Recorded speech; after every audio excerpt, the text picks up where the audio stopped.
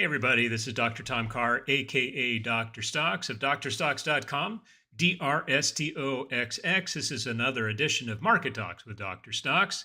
And if you want to join me and a bunch of amazing people, all learning how to trade at one level or another, and you'll see everything that I am in, everything I'm trading, buying and selling, shorting and longing. You go to the live trading room, which is where this is coming to you from today's under the subscribe menu.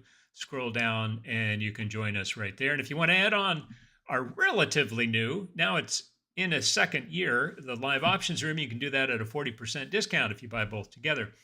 All right, now we've got kind of a weird market today. I just want to give you a quick market overview of what's happening here. We are in a trend down day, and it's been trend down pretty much from the get-go. Right off the bell, we had a nice bump up in the Russell 2000. We're long that in the live trading room. A nice bump up in the Dow Jones. We're long that in the live trading room. And then the NASDAQ, the S&P were pretty much down from the start, and they've just keep going down. Now, we've got a little green candle down here at the bottom. Maybe that was the end of it. The 2 o'clock reversal is on tap. But we're going to have to look at the index charts here because today's trading action throws a little bit of a wrinkle into the map that I had going into the rest of the week. We've got big jobs data coming. Let me show you that here. We've got all kinds of stuff coming down the pike over the next few days. So today we got the jolts. I didn't even check that. The jolts gave us, we don't have the jolts because that's a government issued number and the government is shut down right now. And I have a feeling that that's going to be the case for a lot of the other data. ISM services, I think we'll still get that. That can move the tape. ISM manufacturing tends not to move the tape quite as much unless it's a really big miss. But we're looking for ISM services, which is a good read on recession, to give us a print of somewhere around 53.5. Anything over 50 is not recessionary. If it falls below 50, as we are usually for the manufacturing, then we're in a contraction phase. So we just want to keep it above 50, but something in line with 53.5 would also be really good. A little bit above that would probably be welcomed by the market as a kind of a relief. We're not so bad after all. But it is we get ADP. Where's ADP? That comes in tomorrow too. Yeah, ADP tomorrow morning, and then we get jobless claims on Thursday. Those are expected to come in around 212. A little bit of a tick up from last week, but anything under 240 is not a number we need to worry too much about. When they start getting up to 240, we're kind of looking at the potential of recession already happening, but we're not there yet. And we've been getting some pretty low numbers in the jobless claims. And then Friday is the biggie. But again, I'm not sure we're going to get the non-farm payrolls or the unemployment rate or the cost of labor. And that may be why the market is not so happy today. But let's go back to the home page. We'll take a look at the heat index. And this is a very good place to go if you're wanting to know where is the money flowing today, right? So people are obviously putting money into the market. They want to put cash to work. People are taking profits off of strong stocks and they're going down into some other under layers of the market. Where is that money going? When we find out where it's going, we want to follow them, and that's usually what we try to do. And today it's all about safe havens. You've got utilities up. You've got consumer defensive or staples are up. You've got energy. You've got basic materials. And what was the other strength? Some home improvement. We're going to look at home improvement stocks here in just a minute because they're doing pretty well. And some telecoms. And yeah, these are, generally speaking, big established retail chains, utilities, energy, and some other safe haven places. The people that, Colgate, Palmolive, Procter & Gamble, Coca-Cola, Pepsi, tobacco stocks. These are the things that people will buy whether it's a recession or not, and that's where money is flowing today. Oh, industrials too. The industrial sector is something that we are long. We're long industrials, we're long staples, we're long consumer retail plays, and those are the three sectors. And we've also got some silver, we've got some copper, and a handful of other plays, some of which are doing great, some of which are doing kind of meh, and some of which are in some pain today. All right, so let's get over to charts.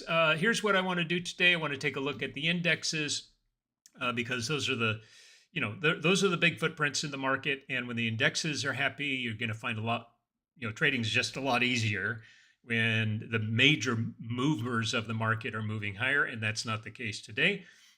Most of what's happening today, as you saw on the heat map, is that we've got a lot of the big conglomerate, blue chip, mega cap stocks, tech stocks are down. They opened up, right? Some good news coming out of Palantir and Teradyne and a few others. And then it's just been downhill ever since the bell. So we want to see if where the indexers are doing. Now we're long the Dow Jones because this is less influenced by blue chip tech, and I've been saying for a few weeks now that I do think that the Mag 7 stocks will be underperforming in the first half of the year, maybe even the whole year. And not that they're not bad trades, not that we can't buy the dips in those, but we should be able to find better opportunities, greater upside with less risk by going elsewhere than the mags. And so the Dow Jones is a very good way of diversifying your portfolio with only 30 stocks, most of which are not blue chip tech. The one that's in there, Microsoft is in there, but that's not good. But Apple is in there, and it's doing pretty well. I think Google too, right? So Dow Jones is a good place to go when you're looking to kind of get out of the weak tech sector, if it is weak, and right now it is, and it probably will be for a while.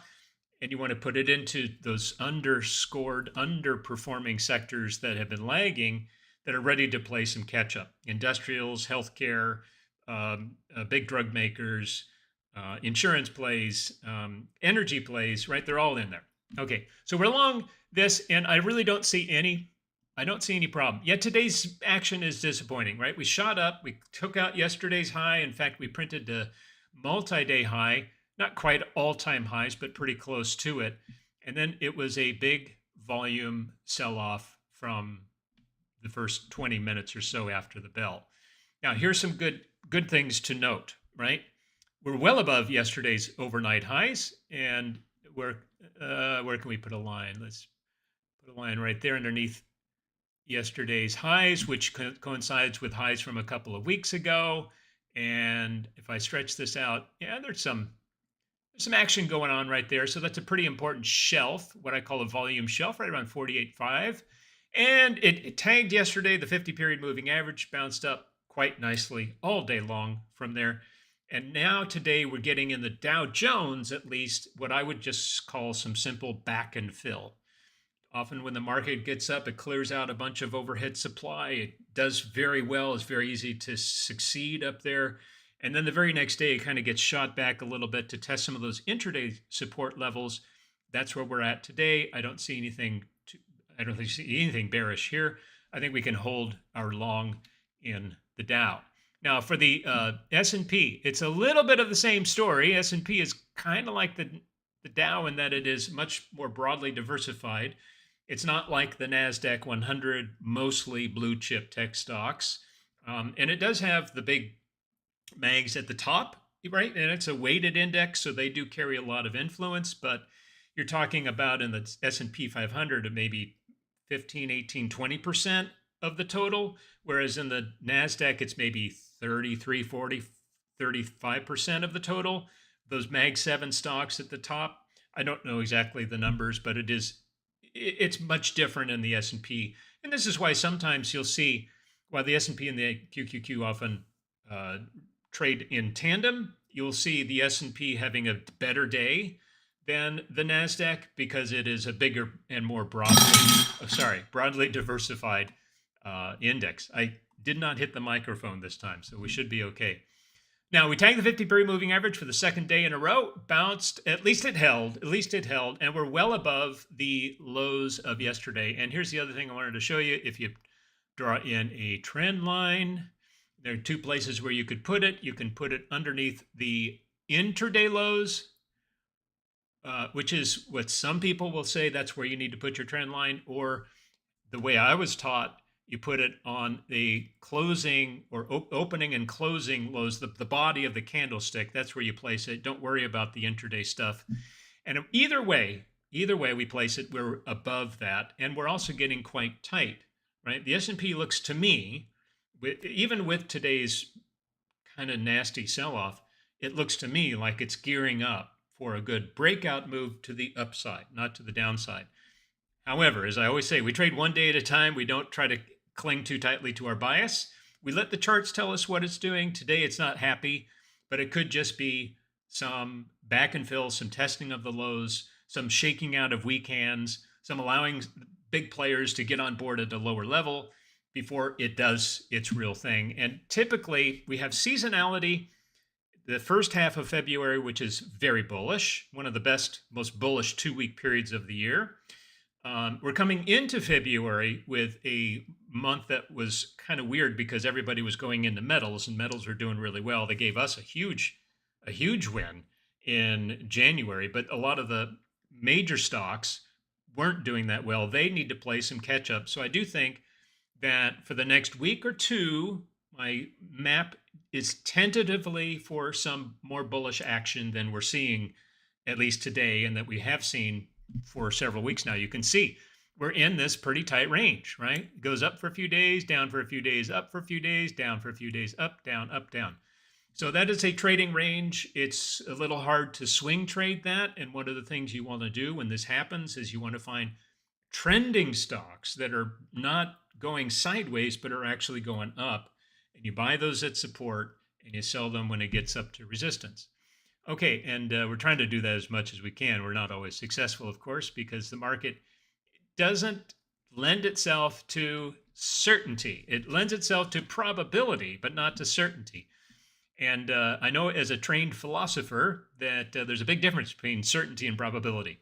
Okay, this is the NASDAQ, and you can see it's a little different animal, right? We've got a lot more up and down volatility. It is a smaller index for one, but it is mostly tech. And this is a very good picture of the confusion that there is right now in not just the big blue chip mag stocks, but a lot of the high level semiconductor stocks, a lot of the software stocks, which are just awful all across the board. It's just, I don't know of any software stock, unless you consider PLTR software stock, but even that hasn't been so good. It just had good earnings. Just software stocks across the board have been just awful. So that's a big part of this. And yeah, the only one sector in the NASDAQ 100 that has been really strong is the memory sector. And, you know, you've got Micron and SanDisk and Seagate and AMAT and what was the other one? WDC, Western Digital. Those guys have done really well, but now they're also very weak today. Not a buy opportunity just yet, but we'll wait and see for them to cool off first. Okay, now we are along the Russell 2000 small cap index, and this is of the four indexes right here. Maybe Dow Jones looks the best, but this one looks really good. And we bought down here on this dip, right? Somewhere in there, I'm not exactly sure where, but we bought yesterday when it was red, and then it closed green. And now it's a little bit red again. But look at this. This is a perfect pullback setup, right? And we've seen a few of these. Here's another one right here. Pullback setup. This is a long pullback setup, and this is the kind of thing that can happen. It can look like a nice pullback setup. It starts to get moving in the right direction, and then it prints another leg lower. So we have to be careful. That's why we just keep raising up our stops.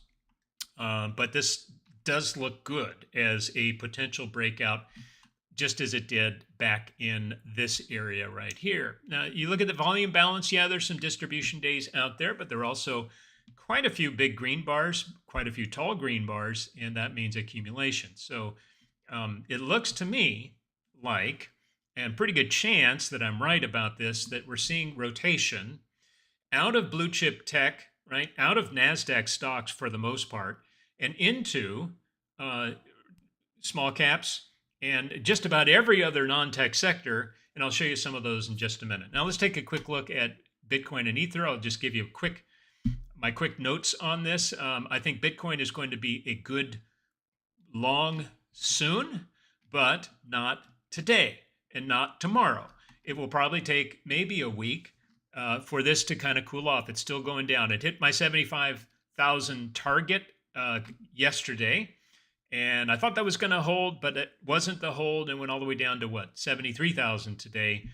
I think it's just going to have to build a little base down here, and then we'll see where that goes. Ether to me doesn't look like it's going to be building a base anytime soon, and any little pop should be shorted until it gets down to around 1500, and then there we have to reassess. I'm not even sure that's going to hold. So the Bitcoin, of course, has a much better, stronger macro picture than Ether does, regardless of what Tom Lee is out there doing. I don't know what he's doing exactly. I wouldn't want to be a shareholder in his Bitmine company, but Bitcoin, I think, is getting close to a base, getting close to a place where we can start to nibble, but it's not today. Now, let's look at gold and silver. So gold, I've been saying, it needs to, gold doesn't have the same demand as silver. So silver and gold, I have to kind of keep these guys separate. Yes, they will trade in tandem together because they're metals, they're based on the dollar, they like a dovish Fed, and there's a lot of similar tailwinds, but silver has a huge demand profile that gold does not have. So, and if the dollar is still strong, and I haven't checked it since yesterday, gold is going to have some trouble, even though it's bouncing quite nicely today. I suspect that gold has another leg lower. It probably won't take out yesterday's low, but it may build a, kind of a choppy thing for a week, maybe two. But silver, I think, is a different animal because of that strong macro tailwind. The demand's not going anywhere. This yesterday's flush out below the 50 into the pink zone of the LRC, rise back up again, and then a gap up that has kept going higher. Today it's up almost 10%. It was up higher than that earlier, 15% or so. I think silver is probably a good, and we have already bought. We bought silver miners, we bought silver calls in both of our rooms, and I'm happy with those buys. Some of that we bought yesterday. Now we are long copper. This is copper right here, and it's doing the best of the metals. It's not best by percentage basis, but in terms of the technicals, this is the strongest of those three major metals. And you're going to see something that looks kind of like this as a baseline, and anything above that baseline is good to buy and hold. Big green day today. We're long copper in both rooms as well. I'm not going to look at natural gas. So we had a horrible trade in shorting natural gas, but then it stopped us out. I think it was a loss. I mean, it was a small position, just a little nibble. And then the very next day, it went down like, what, 20%, 30%, something like that? Not natural gas itself, but we were in cold, KOLD, and it shot up 30%. I had a little nibble still in cold, so I ended up getting out for a small profit on the position overall, but that was just some blind luck because I didn't put my stop where I should have. So it happens to all of us. Sometimes that hurts you, and usually it does. But this time I just got lucky, and it helped me out. Okay, now let's take a look at a few sectors that are getting some good inflows. We've had some really good success buying XLP calls in the options room, and we drilled down into the top 10 stocks of that index, and I'll show you how I do that in just a minute. And we found some good winners there. We just had a big winner in Walmart. Let me show you Walmart. Big up, right? We got out at 120. 123 was our original target. I raised it to 125. That hit today, and now it's at 127. Anyway, this was just a classic looking, and I didn't expect this big 3-bar move to the upside. Walmart has a tendency to do that, but it hasn't done something. There's a good 3-bar reversal, not a reversal. I guess it is a reversal, but a 3-bar momentum trade. It has a tendency to do that, but it's very rare that it does that. Here's another at least 2 bars. Here's a good 3-bar. This is just phenomenal, and we made a very quick, very good profit in Walmart. Now, we also have on Costco in my trend trade letter. We've got some Starbucks in the live trading room. So there are other plays in the XLP that you can look at. We'll show you some of those. The industrials, XLI, has some very good stocks in it. So, here's what we're doing. We're kind of figuring that the blue chip tech stocks, with a few exceptions, just aren't reliable right now. They're likely to underperform. Let's look at other places, right? Even at some boring parts of the market. And it turns out that some of those stocks in these boring sectors, like the industrials, are actually not so boring, right? Like Walmart in XLP. So Caterpillar is good in this one. Boeing I kind of like, but we don't have positions in either one of those. We do have the 3X bull version of the industrial average in the live trading room. And so far, so good, right? Big green stick. Here is your pattern. This is a pattern breakout right there, bull flag, right, with a rounded bottom. And it's the same pattern that we saw back here. And what you do in terms of measuring your target, although I rarely hold all the way to target because I get impatient, but you measure the length of the last run into the bull flag, and then you take that same marker and put it, right up. They just be conservative. And so we're looking at XLI to go up to about 176, and I think it's like 95 on Doozle. Now let's look at, what was the other one? Well, there are a few in XLY. No, it's retail, XRT. XRT is the retail play. And this is you've got XLP, which is the staples retail sector. You've got XLY, which is the discretionary retail sector. I like XRT because it takes a little bit of both, right? You have the boring plays not in there, and you have the more exciting plays in there, and then you've also got a mix of some others. So this looks really good to me as a pullback breakout yesterday. We call it a confirmation today because the rest of the market is awful, and this on very good volume is not too bad. It is a little bit red today, but it got way up there, it pulled way down, and it hasn't gone below the open. So, and we're still above the breakout line. All right. So those are the three sectors. Now, here's the thing. So I keep these watch lists. I'll show you my watch lists. I've got three of them here with these different major sectors on here. I have a few that are kind of fun, like the quantum names, momentum names. Semiconductors are here, of course, but otherwise, these are the standard sector funds that are these guys are non-leveraged. Most of them do have leveraged versions, or we can play calls on them. But what I really like to do is drill down into the top 10 stocks of each of those and see what's setting up there, right? Instead of just looking at one sector, I'm looking at 10 stocks. That way I have a bigger pool to choose from. If I can't find anything in those 10 that I like, then I can go back and trade the sector fund, which is pretty much what we're doing right now. We've got we've got XLI in the form of Doozle, and we've got XLP calls, and we've got XRT calls in the options room.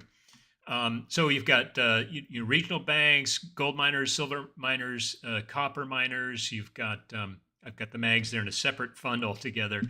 Banks, big banks, small banks, tech, real estate, quantum, staples, consumer discretionary, healthcare, home builders. We'll look at that in just a moment. SMH, the semiconductors, momentum, utilities, industrials, basic materials, energy, communications, and retail. Let's take a quick look at the home builders because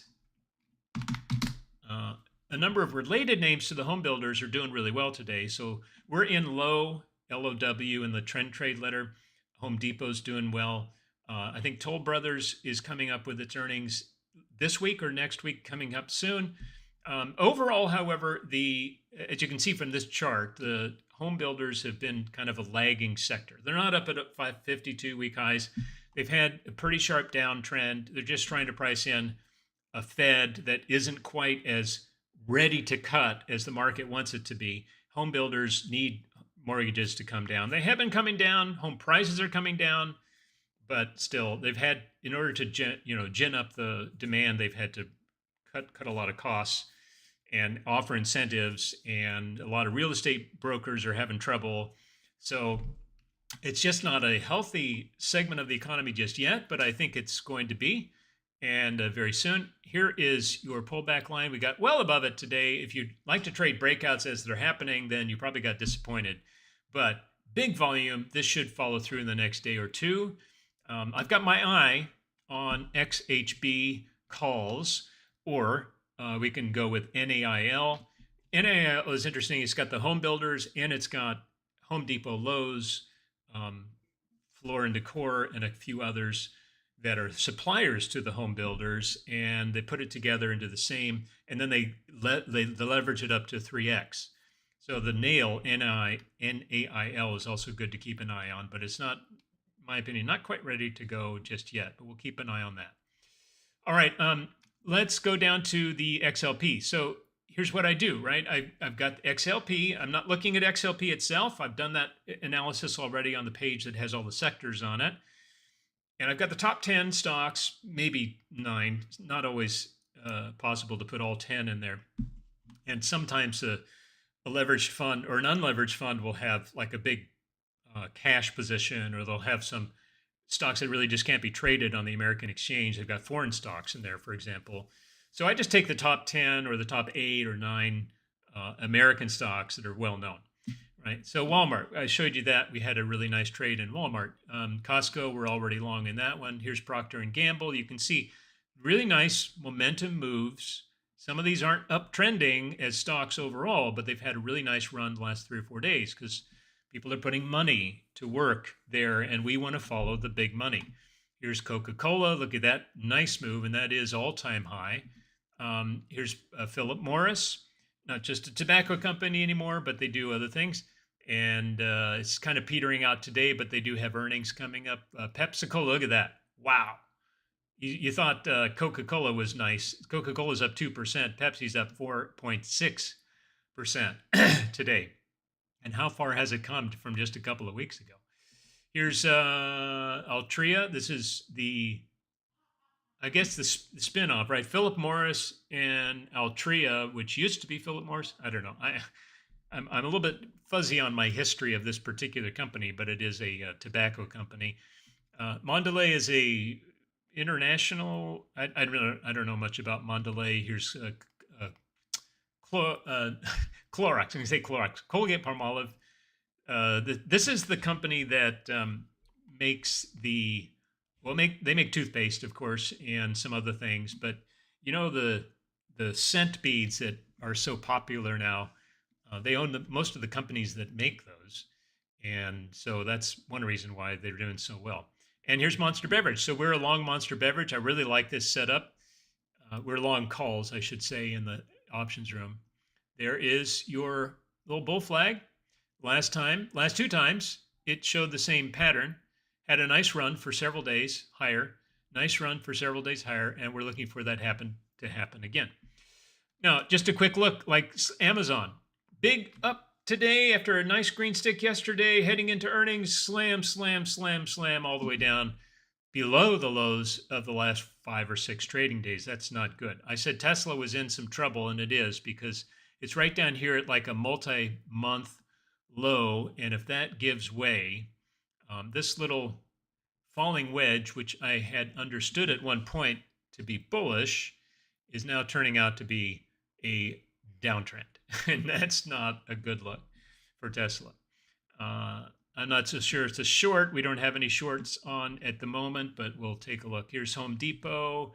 Here's McDonald's. Look at this, up at, or at least close to all-time highs. TJ Maxx, very strong company, had a nice pullback, kind of a scary pullback, but it's recovering quite nicely from there. We're long this one also in the trend trade letter. And we just bought some Starbucks on this little reversal, this little 3-bar reversal. It was up higher when we bought it, but it's not a big moving stock, so we can, rest a little bit easy with something safe on there. All right, guys, I'm going to let you go. Sorry I can't spend more time with you, but we really need to get back into the room and figure out if we need to make any changes to our opens. God bless everybody. Have a great rest of the afternoon. I will produce this, put a link in the main rooms, both of them, and then we'll go from there. All right, see you in a little bit. Bye for now.